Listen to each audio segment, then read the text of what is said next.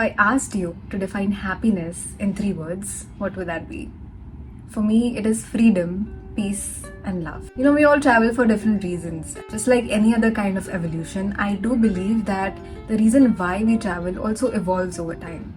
For example, remember the time that your parents insisted that they took you on a vacation when you were a baby, but you have nothing but a photograph as your only memory. Or the night before your first school picnic when you could not get any sleep because you were just too excited. Or the time you finally convinced your parents that you were old enough to go on a group trip with your friends because all your other friends were going. And the gutsiest amongst us won't even deny going on a sneaky little adventure with their partner and lying to their parents about it. We've all experienced the kind of feeling that traveling brings out in us, and just like any other kind of evolution, the way we see traveling, the way we experience traveling also changes over time. As you grow older, you're suddenly thrown into this world where you have to take care of your personal life, your social life, your love life, and take care of your finances all at the same time. And amidst all of that madness, we kind of forget that we need to take care of ourselves as well, that we need to pour into our own bucket of love before we pour it into others. And one of the reasons why I like to travel alone to places is to give that love back to myself. So let me tell you 3 stories from my own evolution of solo traveling and how I experienced it.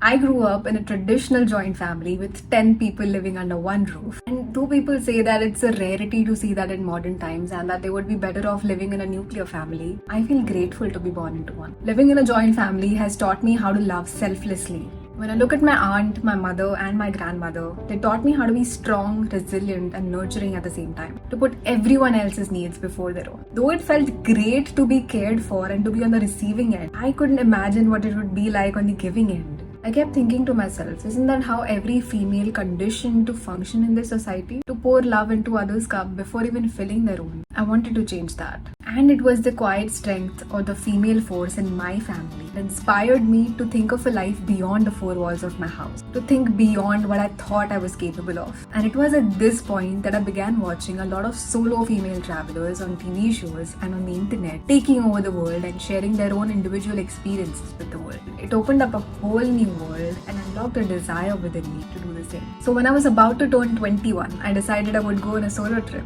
for my birthday to a place that's not too far away. I did all my research, I booked my stay, and I was well on my way. My parents happily came to drop me at the bus stop, and even though they did not say it out loud, I knew deep down they thought that I was extremely stupid for doing something like that on my own, but also super courageous. I was all too excited, but also nervous at the same time. But it was at that moment when I sat on the seat, waved to my parents from inside the bus, it hit me that from this point onwards, I'm truly on my own. That I had to be the one to look after my own self. And that, to me, was freedom. I once read somewhere that confidence comes from consistency. It comes from showing up for yourself despite that tiny inner voice telling you that you're not capable of doing something. It's only natural that when you repeatedly practice something, you get better at it. And in my case with traveling alone, it was true. I'm not gonna lie, even though I am naturally introverted, it was very hard for me to navigate this whole thing on my own. I was very clueless and uncomfortable on my first solo trip. But the more I traveled and challenged myself out of my comfort zone, the more confident and better I got at it. I started craving new adventures and meeting new people, but to keep doing that came at a cost. I had to be logical and practical with my finances, which is what I learned from the men in my family. It's like in business how you'd evaluate where you can cut down the cost to turn something into a profitable business. I realized that in order to reach my goal, that I had to cut down on all my other unnecessary expenses. So instead of going out on every weekend or spending money on materialistic things, I decided to prioritize saving my money only to travel. And even while I was traveling, I realized that I didn't need to stay in luxury hotels or dine in 5-star restaurants to truly experience a place. So I lived in hostels, I ate local food, and I used public transportation wherever I could, and that gave me the liberty to travel more. That's when I knew that I actually needed less to be more happy, and that in return gave me the peace of mind that I craved for.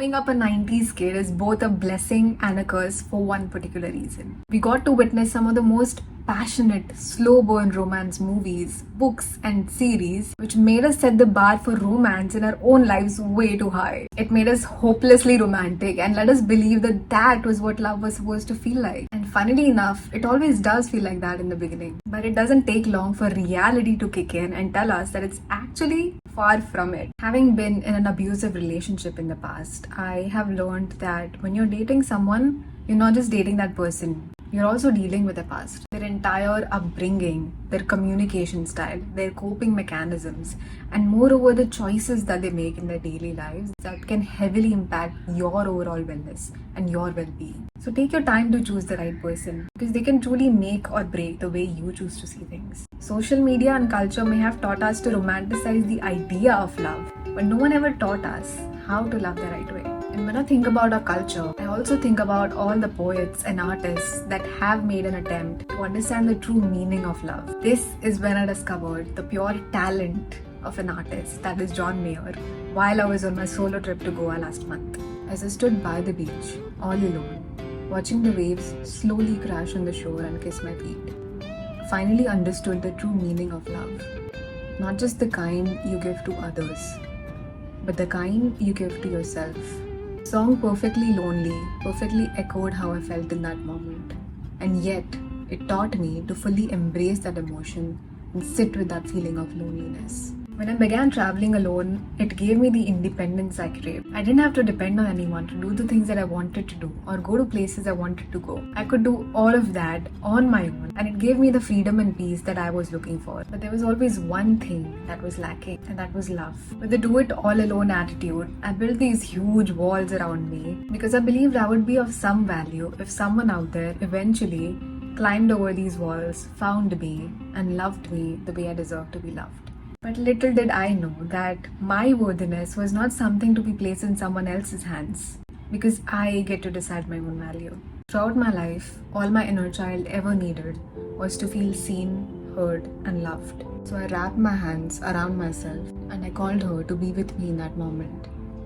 And as I gazed over at the horizon, watching time slip by as the sun slowly disappeared into the ocean, I realized one thing. That as you become clearer on the type of person you want in your life, you'll often find loneliness before you find love. You'll be asked to sit in solitude before you meet someone that can reach you at your level. But you must have faith that this universe hears you and will see you through to the end. But until then, I pleaded to myself, I hope you soak in your solitude. I hope you selfishly use every lasting second of your life to discover all the things that make your heart beat a little bit faster and a lot more deeper. I hope you deeply connect with yourself and finally express the creativity that's been boiling inside of you. I hope you fall in love, and I hope you fall out of love and let go of love and laugh and cry at every heartbreak in between. I hope you take this moment to remind yourself that you are worthy of love, with or without someone else. I hope you continue to live life on your own terms and treat yourself kindly for the rest of this journey. And no matter what you encounter on this path, I hope you trust that you're good enough, brave enough, and strong enough to be all that you're meant to be. The biggest lesson I've learned to traveling alone is that there are all kinds of happiness in this world. But if you constantly seek and reach for it outwards, you'll never be happy in words. So maybe traveling is about evolving after all. And maybe it's not the same or intense for you as it is for me. It might look completely different for you, and that's okay. At its core, I believe traveling is about becoming aware of who you are at your core and expanding your own beliefs about yourself and the world, so you can become the most authentic version of yourself. Little by little, one step, one revolution, and one journey at a time. Until one day, when you finally come home to yourself. If you take away anything from this video, let it be this. Learn to be fully present wherever you are and be more intentional about spending some time with yourself. Discover more about what makes you you and spend as little or as much time as you can to travel inwards on your own journey of self-discovery. There's a lot more living and a lot more evolving for us to do. So pull up your socks and put your seatbelt on, because as challenging as it is, the view in the end is always worth it. Thank you so much for watching this video. I really hope that you enjoyed it. I poured my heart out to tell these stories, and I really like to know some of your stories if you have any. Let me know in the comments, how has traveling helped you evolve as a person. Please like this video and subscribe to my channel so you can help me make more of these videos. That's it for this video. I hope to see you in the next one. Bye guys.